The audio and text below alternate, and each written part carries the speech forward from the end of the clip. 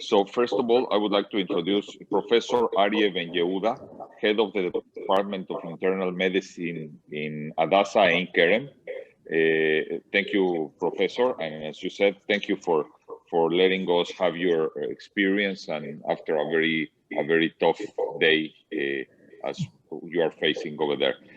Here on the other side, we have our board doctors, which are some of the most important doctors in the whole country, which are being part of the effort in the community. Some of the doctors that are helping us inside the community, which are the Kerem doctors, the team of medical intensive doctors that are working in some hospitals, in several ones of them, some community leaders that are here, and coordinators of this effort. So thank you very much for Hadassah, for yourself, for all the people and the team in Hadassah to be helpful at this. And if I may, the most important thing for us is just to let you explain what's your changes in the protocols, in the experience, what are you doing, what you think it's working better, and see how we can learn each other. Try to come up with things that could help the people that are facing this very difficult sickness. So Elias, if I may, I let you coordinate the meeting, and please let's start so we can use the time of everybody. Right. Well, first of all, I want to extend my deepest gratitude to Hadassah, to hold the group, because it's not only this conference, it's the involvement and actively helping the Mexico City Jewish community. For us, it's really a privilege to have Hadassah so close. So thank you very much, Ethel, all the team, because it's very, very important to have you behind us. And in terms of the group that we have, I want to take the opportunity to thank all the medical doctors and everybody who has been involved in this operation, because you are making the change between life and death. You're saving lives every day. So really, it's a good opportunity to tell you and to thank you to all of you. And well, Dr. Arie and Yehuda, thank you for this interchange, the advices, sharing experiences. I think to all of us going to be very important. I know that Israel is going through a very difficult situation, same as we have in Mexico. So I think taking this break, I really appreciate it, but I think it's very, very important sometimes take a breath, talk, and then go back to work. So thank you very much. And I really will start to thank all the team and start with some. We're going to start with some questions that I took from the doctors and try to condensate in 4 big questions. And then if you let us, in the last 10, 15 minutes, we can let the people in the audience to freely chat a question, and we will give the word to say it and make it directly to you. So if you are agreed with this scheme, let's just start. Okay. So first of all, thank you very much, and I'm very pleased to be with you this evening. I chair the Department of Medicine. I'm going to tell you exactly how is it composed, of what is it composed. I also ordered a nice physician who is doing a residency in Israel, and he's from Mexico, Dr. Alexander Saada, and we are very pleased to have him, lucky to have him, but he's not in the room yet. I hope he will be here later on, because he's a young doctor with a lot of experience of taking care of COVID patients. So maybe he'll be here a little later. So our Department of Medicine is composed of 4 general internal medicine wards, and here and another one in Mount Scopus. We're all situated in, of course, in Jerusalem. And then the departments of gastroenterology, pulmonology, endocrinology, nephrology, and units like rheumatology, allergology, all are under the wings of the Department of Medicine.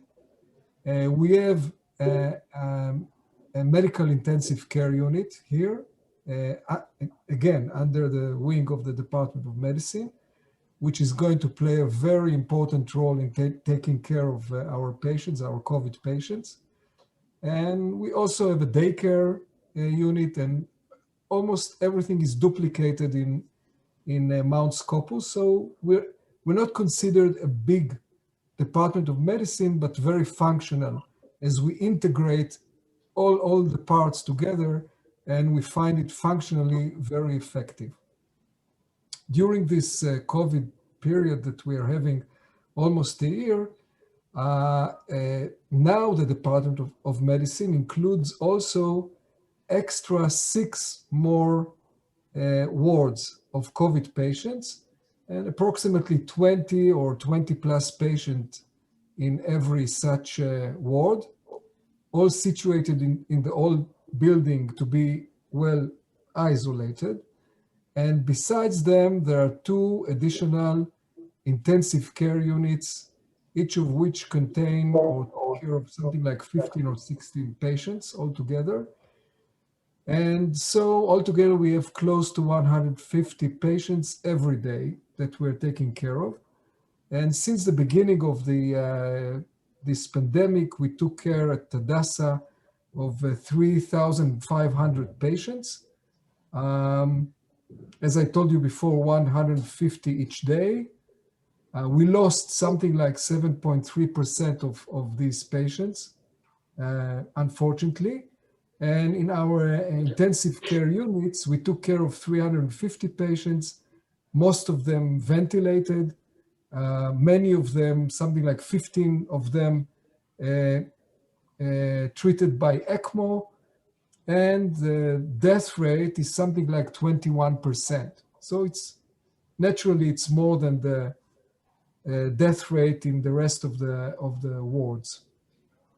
In Israel, by the way, already something like 600,000 patients were positive, are being positive for the virus, and more than 4,000 are dead already, unfortunately. So if we are going to, let me tell you a few things about home care with COVID, and then what happens when the patient is transferred to the hospital, and what is going on during the hospital care. So in Israel, we have 4 HMOs called also Kupot Cholim. These are insurance companies that are taking care of the patient 99% of the time in the community. And the Clalit is the one who is taking care of something like 5 million people in Israel. And the rest, 3 of the rest of them are taking care of the rest of the patients. So 100% of citizens in Israel are insured in one of the HMOs of the Kupot Cholim.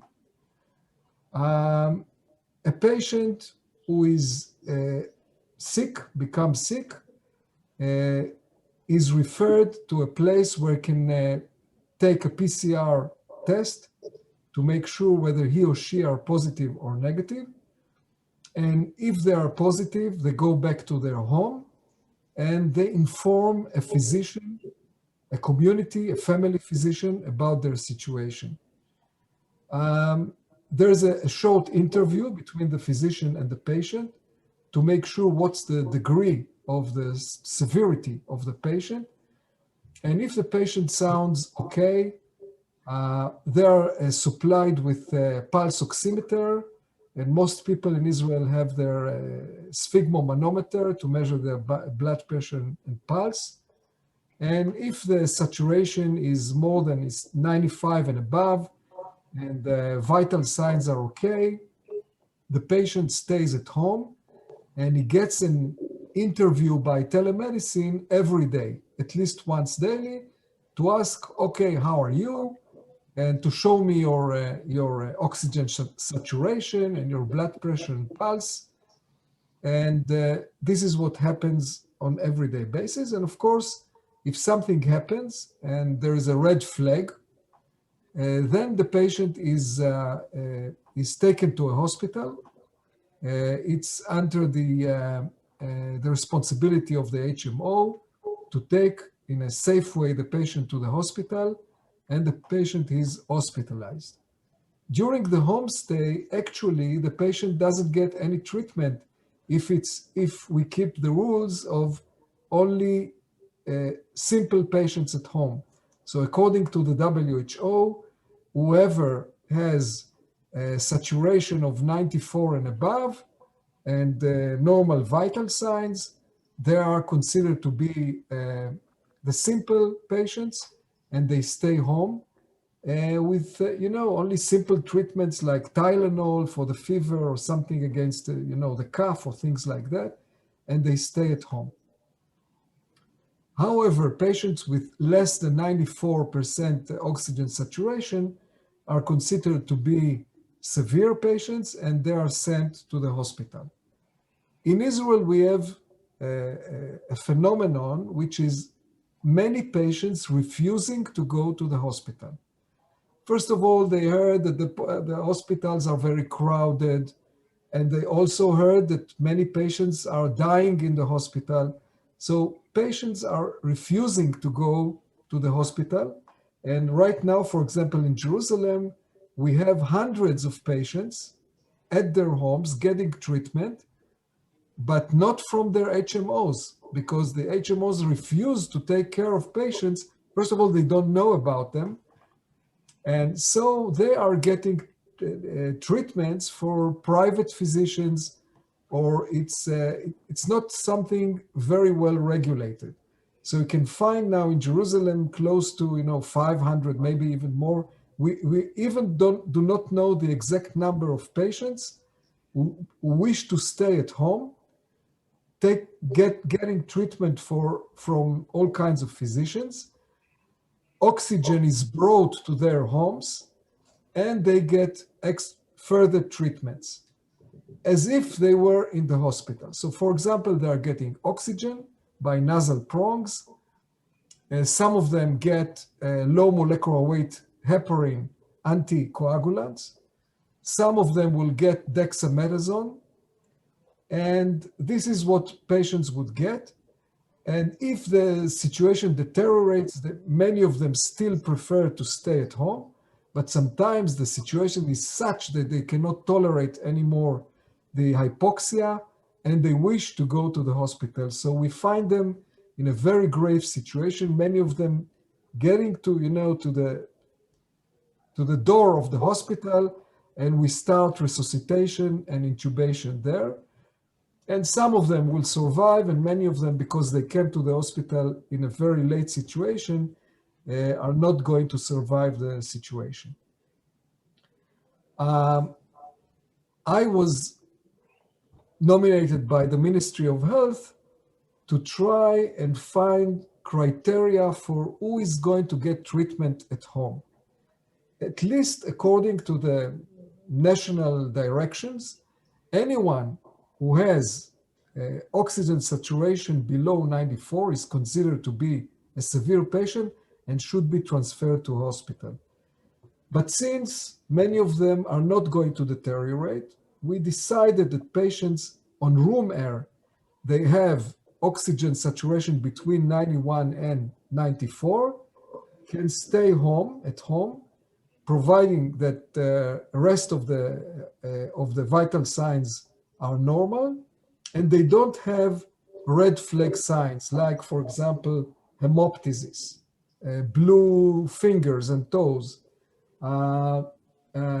severe diarrhea and vomiting that may put them into hypovolemia and risk, of course. Any neurological sign, like obtundation, like being sleepy, or like any signs of, for example, being paralleled or something like that, any sign like this should send the patient to the hospital. And these altogether, these are red flags that we insist that the patient go to the hospital. The patient can get treatment at home. For example, oxygen I mean, if he has saturation on room air between 91 and 94. So oxygen is delivered and given at home. Also, we do the PADWA score to see who is at risk of developing deep vein thrombosis. And we are very generous at suggesting low molecular weight heparin or one of the DOACs to start at home to prevent deep vein thrombosis. Also, arterial events. We know that many patients can appear with CVA, cerebrovascular accident, or MI, or massive PE. So we give low molecular weight heparin at home, usually more than the regular 40 milligrams of enoxaparin per day. Some of them will get 60 milligrams, some of them will get 1 milligram per kilo. Depends on the risk factors. It's still considered to be a preventive. So when we're talking about rivaroxaban, for example, it would be something like 10 or 15 milligrams a day as a preventive dose in rivaroxaban. And then something that is given at least in our hospitals, which is remdesivir, cannot be given at home at all. What you can give at home is dexamethasone 6 milligrams a day orally for 10 days. And we give it for the more severe patients. The simple patients are not going to get it because it will worsen the prognosis.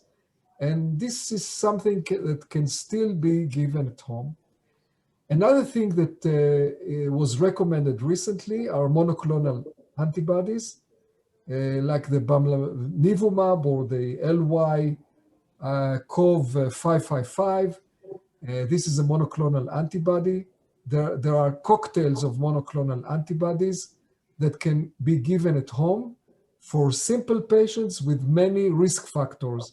And what this thing is doing is preventing them from going to the hospital and clearing the virus earlier than patients with a regular treatment. You cannot really get it at home. You should go to a center that can give this to you. So it takes something like 1 hour, and then you go back home, hoping that the situation will stabilize at home and you will not be able to, you'll not have to be transferred to a hospital. So we see these monoclonal antibodies more and more here in Israel. And now they are giving to patients on chronic dialysis or transplanted patients who are in a simple situation at home in order to prevent them from going to the hospital, or even if they came to the hospital on the first days, because most probably they didn't develop antibodies of their own, they can get this treatment here. When it comes to antibodies, we have the convalescent plasma and the hyperimmune serum.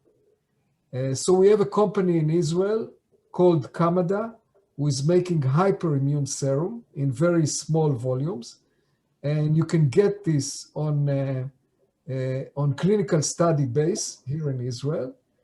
And also you can get convalescent plasma. And we also, this recent publication in the New England Journal of Medicine, saying that the more concentrating, the higher the level of the anti-COVID antibodies in the convalescent plasma, the better are the chances for the patient to improve, to clear the virus, and maybe to prevent coming to the hospital, or if you are in the hospital already, it prevents you from being ventilated later on. So there is something in antibodies, because there's a lot of now evidence that it does something to you. And you can either start it in the community, or if the patient is already in the hospital, but not many days, not more than something like maybe 5 days or 7 days. If you want, you can measure antibodies, and if the antibodies are still negative, you can prolong that period and give antibodies. But if the patient has antibodies of his own already that he developed secondary to the infection, most probably you're not going to benefit from giving more antibodies. So there are many preparations. Some of them can be given in the community, but not in the patient's home, because you have to look after the patient to see it is not getting into complications. Some of them can be given in the hospital at the beginning of the disease, in patients not in a very severe situation. When there is a red flag, we urge the patient to go to the hospital. We tell them you should go to the hospital. We provide them with an ambulance and everything. And still some of them do not wish to go to the hospital, but this is the wrong medicine. And I cannot, elaborate on this because this is wrong to do. And as I told you before, many of them deteriorate to a situation when they have to rush to the hospital, and at the door of the hospital start,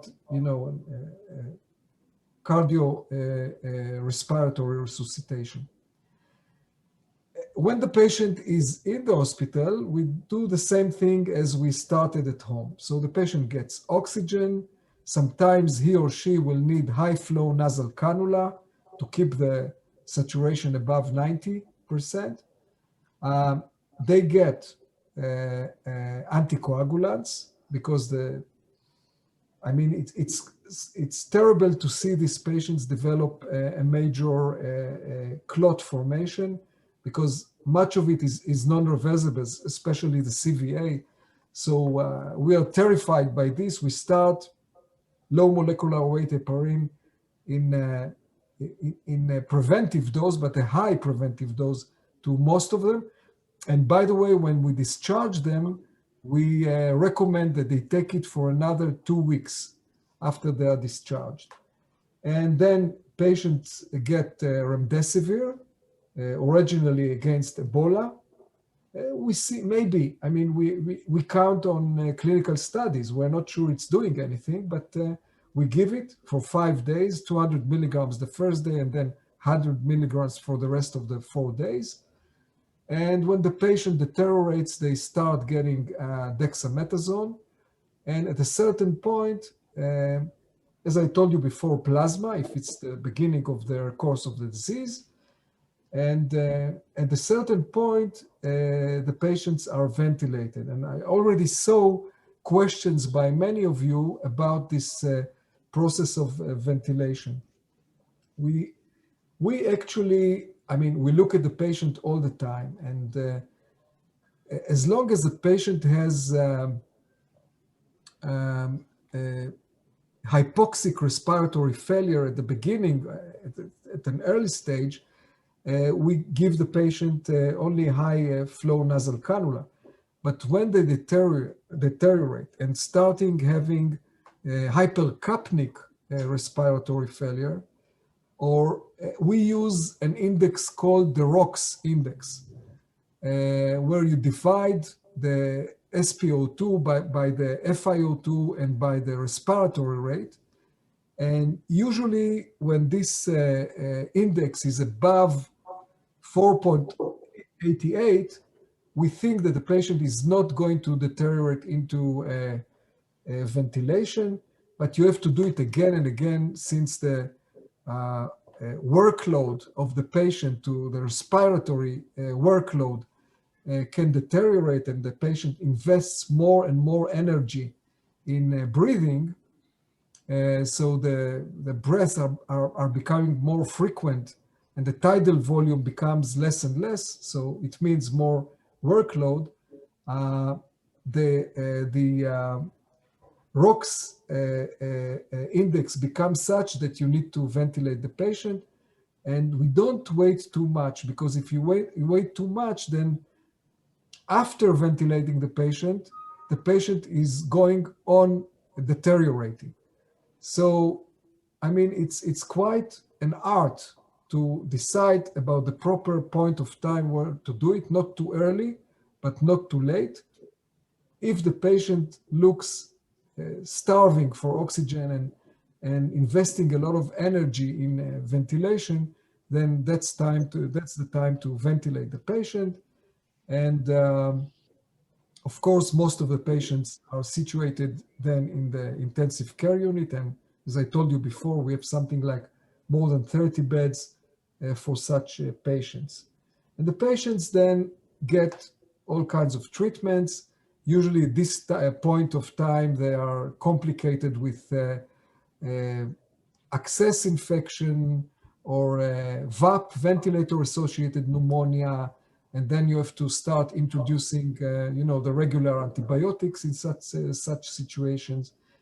Many patients are developing pneumothorax, and then you have to drain the air, and it doesn't take 1 or 2 days. It takes a lot of days to repair this type of situations. And of course, the prone position that is practiced in our intensive care units is done as well. What else? These are the main things, as I told you before. If we go back a little bit to home care, then we do what we call telemedicine, but it's not the real telemedicine that we would like to see. I have a friend in the United States. He's in Iowa. He's working in Iowa City. And the situation is quite grave there because many patients are left at home. And they do what you call telemedicine, which means you do call the patient every day, but the patient, they talk to their smartphones, and it's a video conference on the smartphone, and you can show the saturation. And what you change if the patient situation becomes more and more grave or severe, what you change is the type of physician who takes care of the patient. So if a general physician or a plastic surgeon can take care of the patient, they have duties of telemedicine. This is the simple situation. And if the saturation goes down and down, eventually they end up with a hospitalist who will still try to take care of the patient at home.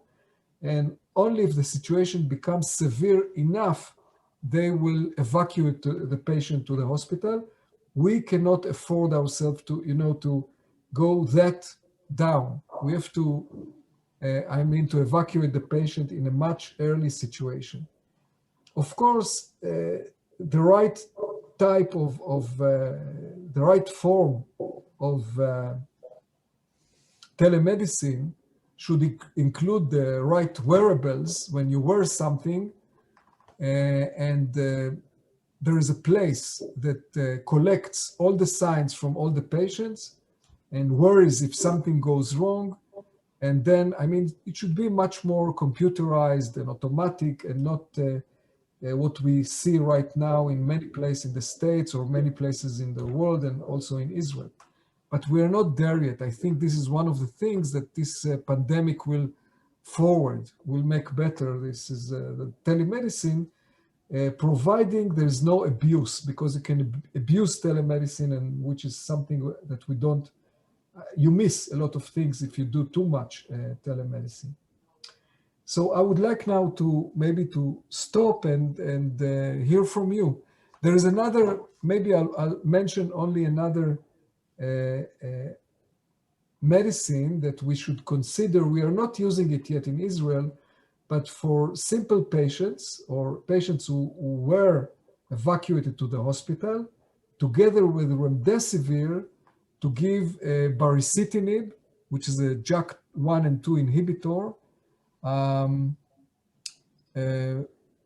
also called Olumiant, usually given for rheumatoid arthritis after anti-TNF agents are not working anymore. It doesn't have severe side effects, maybe zoster from time to time, but it's rare, it's not very often. And there are good prospects. Also that article in New England Journal of Medicine, the combination of remdesivir with baricitinib, and we consider to adopt this medication maybe also to the treatment, both at home and in hospital as well. Well, doctor, thank you. And some of the questions are, and you mentioned it, that the shortage of beds in terms of Mexico, we have severe problem in shortage of beds, regular beds, and also ICU beds. So we are making some triage before the entrance of a patient to a hospital.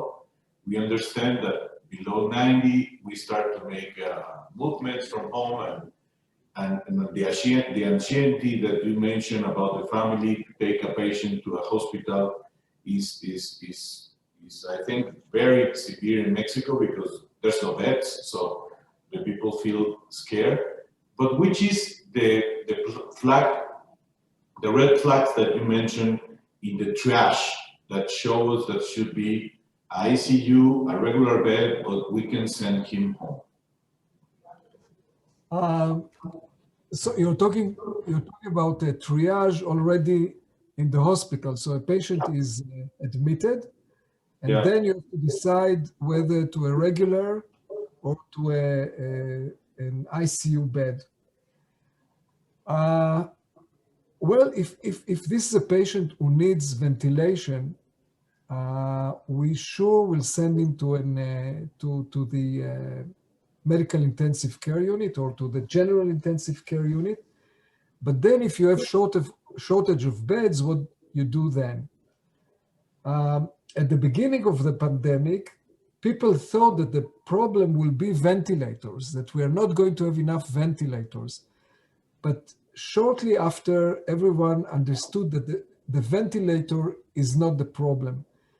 The medical crews, I mean the teams that take care of the patient, this is the real problem.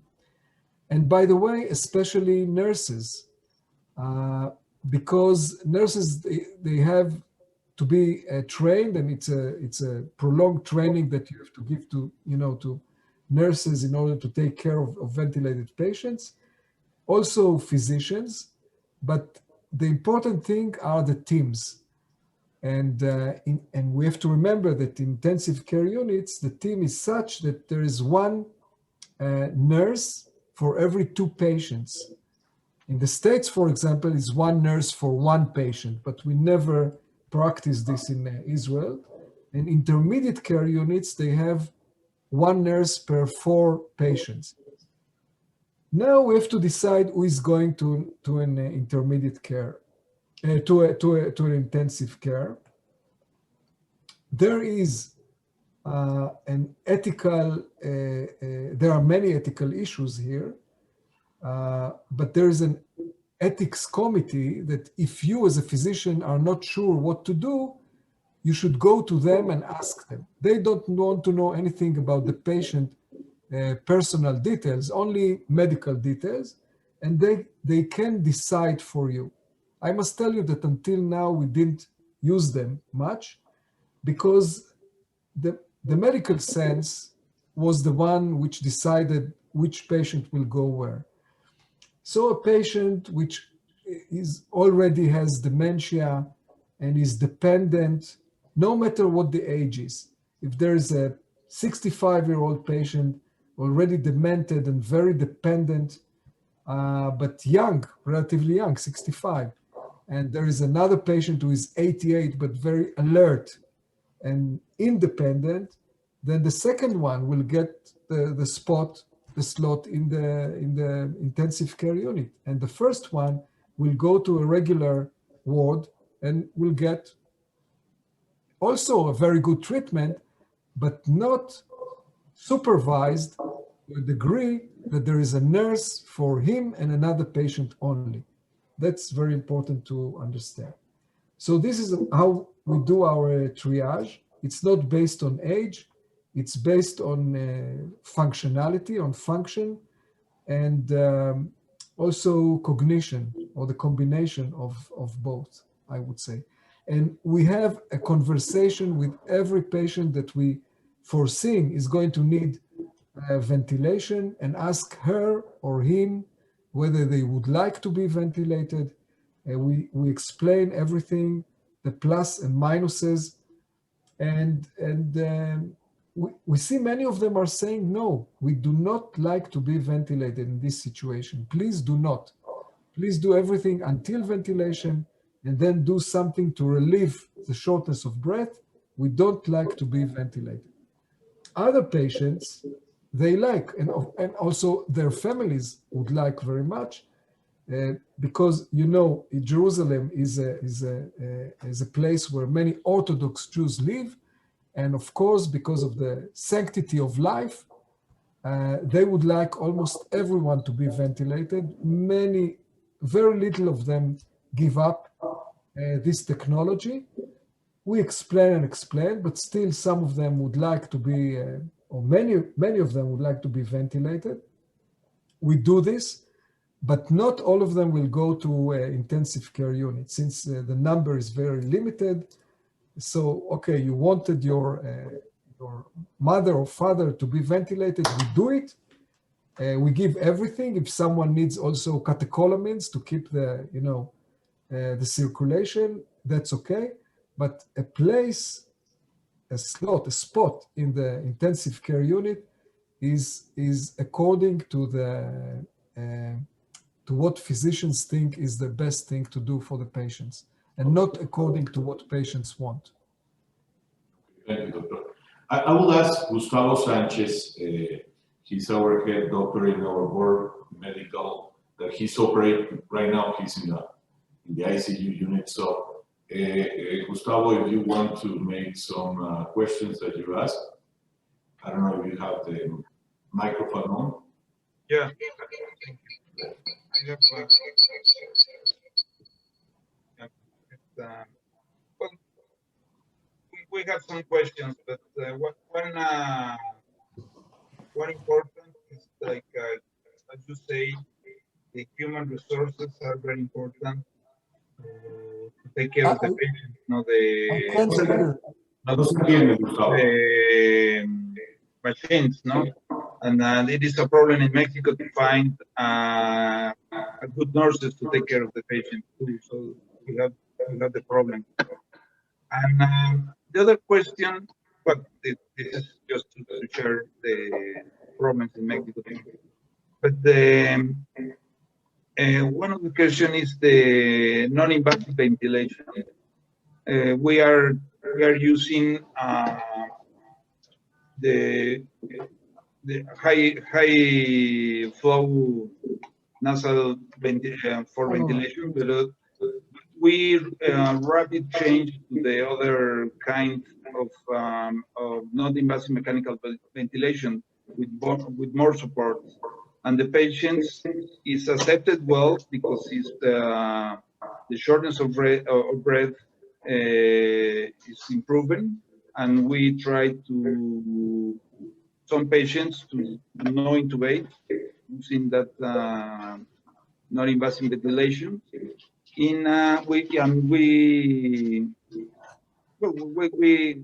depend on the patient and the mental status of the patients, because, as you say, some patients come with a very sleepy or confused, and you can talk with the patients about the ventilation, the ventilation mode. So I don't know if you have experience with this other kind of non-invasive mechanical ventilation, different to high flow nasal.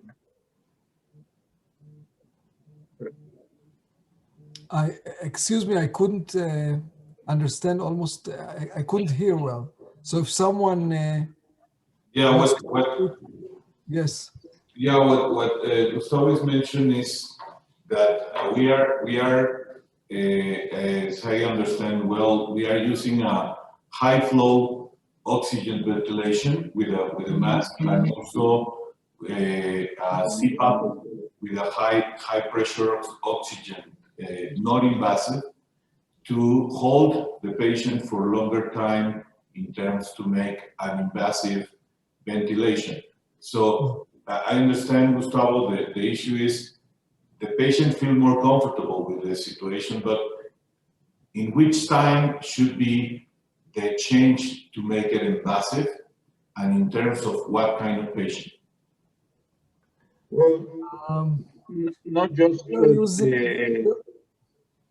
yes, not just the in what moment we need to change.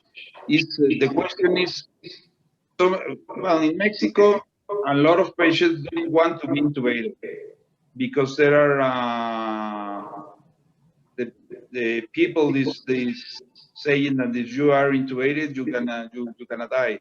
So we try to use non-invasive mechanical ventilation with other supports like a Puritan Bennett or Astra or another kind, not high flow nasal.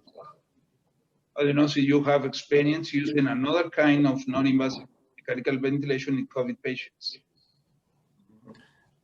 Yeah, we are using the high flow nasal cannula of two types. One of them is called the Ervo and the other one is called the Vapotherm. One of them takes the air from the wall and the other one is taking the air from the ambient air. And patients feel very comfortable with this. They feel much more comfortable than with CPAP or BiPAP. And we also do not want to use this means since they spread the virus around, and you want to keep the team which will not be infected. But sometimes patients need mask with the reservoir together with the high nasal cannula, high flow nasal cannula, and with both, together almost 100% oxygen. They still do not manage and have saturations of, something like 80. They get tired and we have to ventilate them. But we are using Ervo or Vapotherm as a high flow nasal cannula, and it's sufficient for most of the time for most of the patients, beyond the regular nasal cannulas, of course. Yeah, but when we are using BiPAP or CPAP connected to the Puritan Bennett or to the Puritan Bennett to avoid the vaporization in the room. So the nasal cannula, the high flow nasal cannula is is just a little CPAP. I mean, it's 5 or less CPAP. And in some patients, we use 10 or 12 CPAPs or BiPAP, and the patient is more comfortable, and we don't need to intubate some patients. I mean, some patients need to intubate, I certainly, but I mean, it's between intubated and a high flow nasal cannula. You use this mask connected to a Puritan Bennett to avoid the spreading. Contamination. And it's working well. And there was another question, Gustavo. I don't know if you have another question.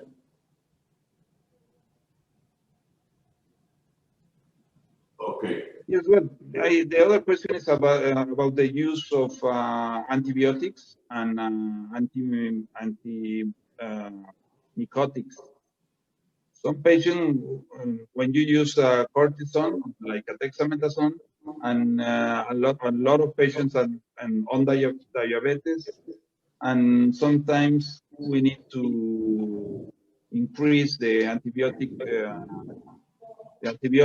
and sometimes use antimycotics. I don't know if you have any suggestion to when we need to use the antibiotics or increase the protection of antibiotics.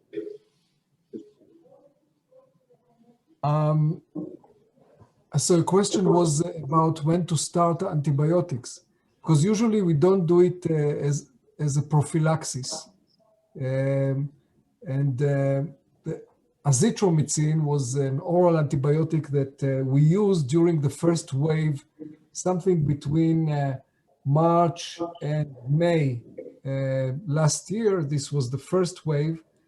And we used the hydroxychloroquine together with azithromycin. We don't use both anymore since, all the critical data since then, or the articles saying that it could do more harm than benefit, and the QT interval, and all the arrhythmias that can follow. So we don't use them at all. We don't use ivermectin also at this stage. And we start using antibiotics when we think there is a secondary bacterial infection, which means, for example, that there was a chest x-ray, there is lateralization, there is a consolidation on one side much more than on the other. The CRP once all of a sudden goes up very quickly. The temperature goes up. The course of the disease changes.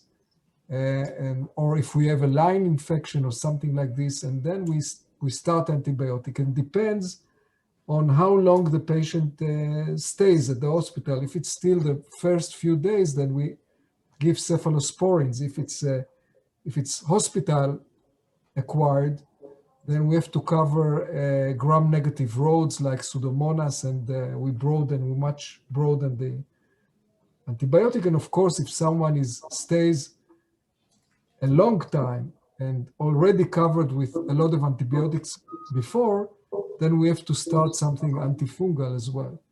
But this is not very different from other patients in ICUs.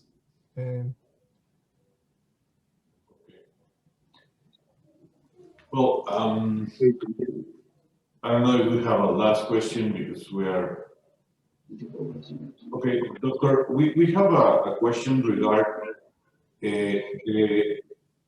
the use of tomography as a preventive way to find the pneumonia, and which is the level that we can consider to be hospital, and also which is the level of this pneumonia that we can be comfortable to release the patient back home. Maybe this is. We don't use CAT scan, lung CAT scan as regularly. Certainly not all our patients, they don't get it, and it's not very accessible. And you have to quarrel with the patients they will accept the patient to do the test. It's not very easy to get the test with a COVID patient. Most of the times we think the chest x-ray is enough and we don't need more than that. I know that there are many AI, artificial intelligence studies who tried, according to the severity and classification of the CAT scan image, to try and predict who is going to deteriorate, who is going to heal. We are not doing it on a regular basis. I think there are several publications already about this. We're doing chest x-rays. And according to the chest x-ray, you can see the severity when the patient is going uphill. But when the patient already is on a plateau or getting better, the chest x-ray may not change for a long time. And we can see patients with a pathological x-ray for weeks and even months after they are at home already. They are at home already. They are mildly hypoxic. They do use oxygen, but this is much safer than at the beginning of the disease, but because they are not going to deteriorate anymore. They did their disease. The COVID is burnt out already. They have some damage to their lungs. They stay at home with some oxygen, and we urge them to do rehabilitation, lung rehabilitation and general rehabilitation. There are special clinics for patients recovering from COVID. We do pulmonary function tests to everyone, and also chest x-ray, and from time to time also CAT scan. and we plan for them how to do the rehabilitation. I don't have enough data to tell you that it's helping or not. For sure, it's doing something, because the last thing you want as a COVID patient is to be thrown at home. Nobody takes care of you anymore. This is a way to say, okay, we are still with you. Come, we want to watch you. We want to escort you until you become completely healthy. So this is why rehabilitation is very important in such cases. We do use CAT scan when we suspect pulmonary embolus. Pulmonary embolus, we have to see whether the patient really, we have to prove that the patient has pulmonary embolus, because it has a lot to do with the kind of treatment, with the amount of treatment and length of treatment. So whoever has signs, risk factors for pulmonary embolus, very high level of D-dimers, yes, they will undergo a CAT scan to rule out pulmonary embolus. And most of the time, it will come back negative. Probably the emboli are very, very small, in very small capillaries of the lung. We still give them, if the D-dimer is very high and many risk factors, we do give them complete anticoagulant treatment, which will be milligram per kilo of low molecular weight heparin twice daily. I see. Doctor, we have 5 last minutes, and Rachel Katz has a question, so let's make this. Can I ask you a question? Yes, please. No, for example, how do you take care of the patient that stay at home? What are that's what I want to talk about. Hi, doctor. I'm Dr. Rachel Katz. I've been working in the Kerem group of doctors since March of last year. And as Lias Masri told you, we don't have beds. Today, if there's a sick patient that needs a hospital, we don't have beds in hospital. So we are the first caregivers for all the patients who call Kerem, and we have to deal with the fact that we have to try for them not to need an hospital as much as we can, because if they need it, it's a big problem. So I wanted to tell you a little bit of what we do and ask you if it's okay, or if you can give us more ideas or better ideas. I cannot tell you if it's okay. I know exactly as you know. So my okay is exactly as your okay. Thank you. But you might give us new ideas also. What we do mostly is the moment a patient calls that is positive, we ask him to get an oximeter and to take his oxygenation, to measure it twice or 3 times a day. As long as you said, 94, 96, we have no worries, and etc. We go a little lower than you. We don't go to below 94, because if we would go below 94 to get a hospital, it would be impossible. We tell them to let us know if they arrive to 90. The moment the patient arrives to 90, we ask him to get a oxygen concentrator, because there are now not many available, but the community has some in case they don't find any.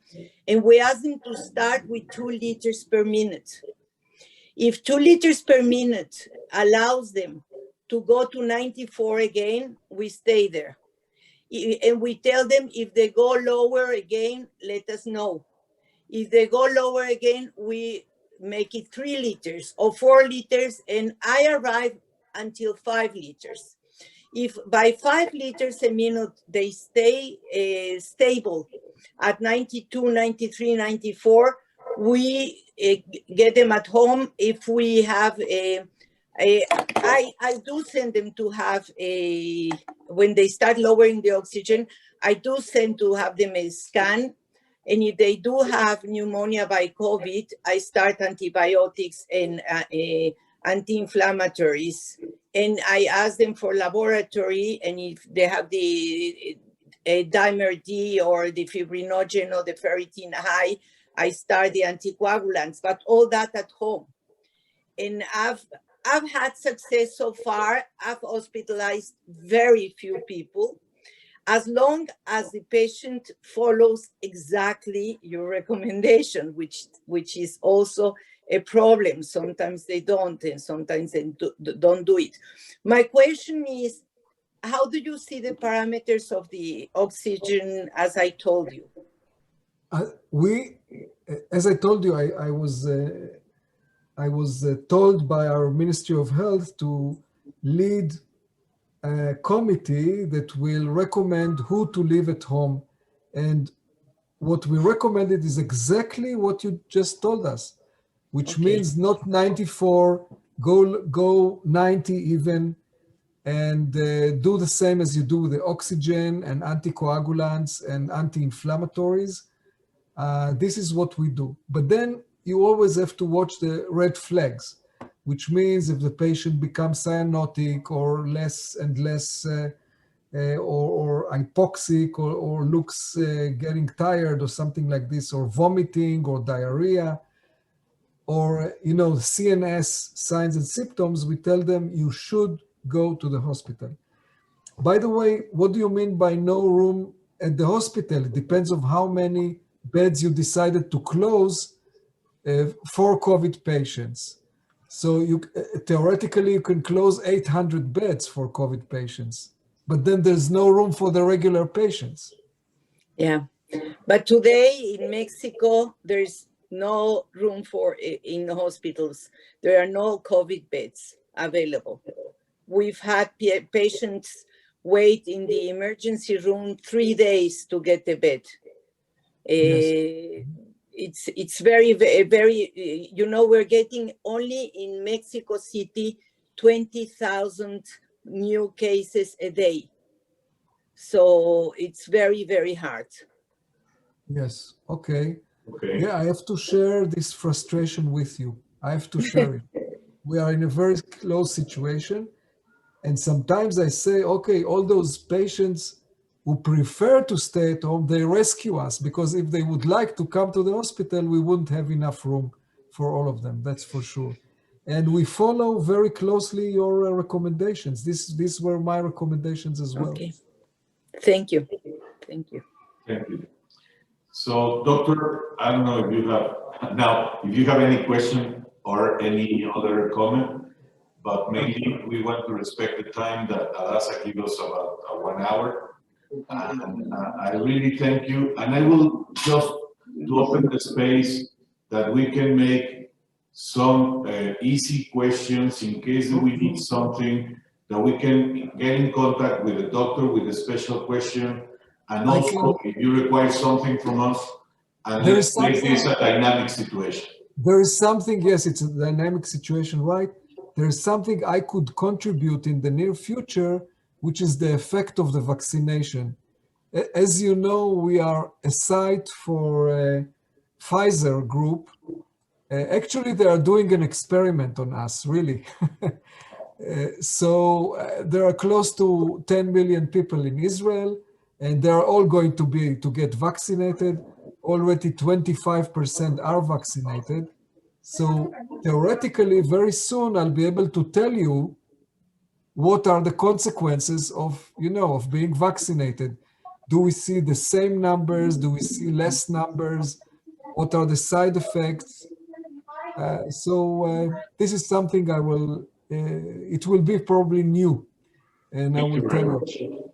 Thank you for sharing it, because it's going to be very important. In Mexico, we are a little bit far away of that numbers to be vaccinated, and we think it's going to take more time. So any feedback on your side will be very helpful. And again, thank you very much.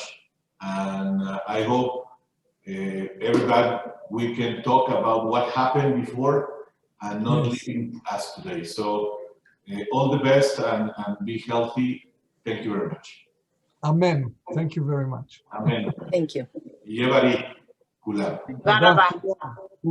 Gracias a todos. Gracias, Hadassah. Thank you very much to all of you, and we keep in touch.